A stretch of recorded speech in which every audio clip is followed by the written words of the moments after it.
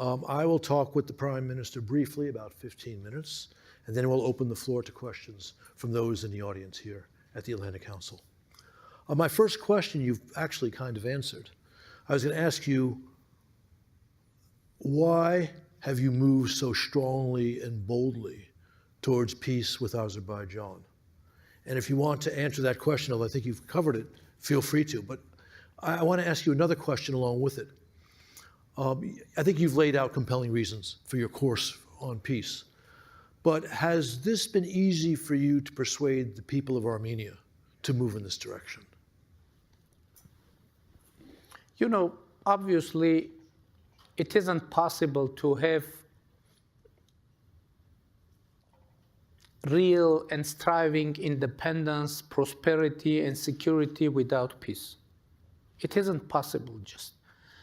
Because obviously in Armenia, people are discussing political forces, how it is possible and what is the most reliable tool for security of our country and our people. And it is really a very urgent and very important question to answer. And our answer is that only reliable tool for security is peace. Only reliable tool for prosperity is peace.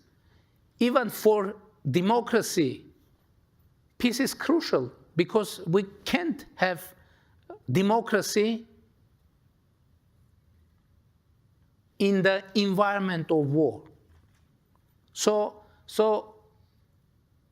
I think I can say, due to historic factors, and people in Armenia aren't so optimistic with peace agenda. But from the other side, if you would ask me whether I'm optimistic or pessimistic on that, I would say that, I don't think that we should be optimistic or realistic. We need to be active, we need to be creative, and continuously work on that agenda. Because nobody will guarantee that the process will be successful. Only guarantee for that it is persistent work and to be creative, to be active, not to give up, and continuously work on creating what you need. And obviously, which is very important, the potential beneficiaries of peace, not only people living in Armenia, all the region and even international community will benefit from that peace. So we perceive this process as our investment into the global peace, because how global peace and stability can be created if as much shareholders of international affairs will invest on that, will work on that. And we perceive this process like that. It is kind of a duty, our duty, not only in front of our citizens, in front of our region, but in front of, it is our duty in front of international community for international stability and peace. So that's why we are working on that, and our hope that this process, international community will perceive as such. And from the other side, we hope to have support of our international partners and encouragement to continue this path. And that's why we are trying to explain all the nuances of our intentions and processes to our international partners. Thank you. You mentioned that in the negotiations with Azerbaijan, 15 of the 17 articles of a peace treaty have been agreed, 2 have not. To be frank but still diplomatic, I think the negotiations would be farther along if the authorities in Baku were as interested in a win-win peace as your government has been. And hopefully that will happen. So tell us about the 2 articles that have yet to be agreed and the prospects for reaching agreement on them.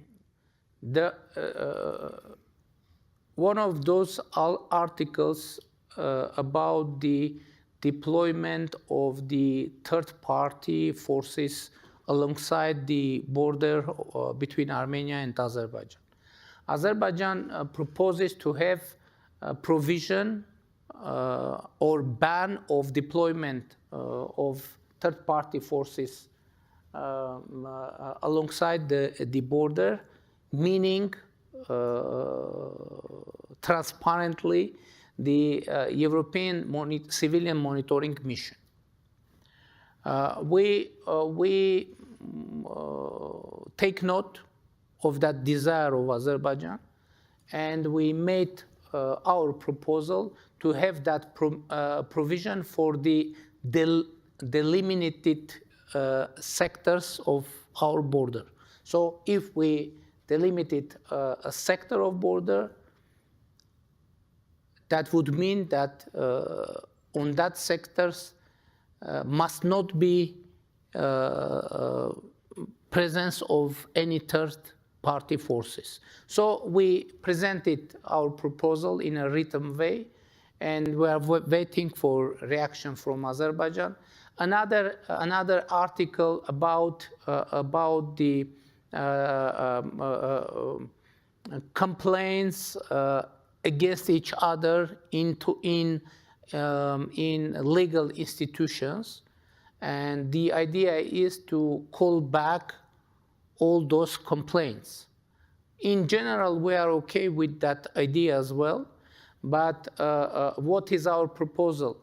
Not only to call back all those complaints, but not to raise all those issues in bilateral relations as well.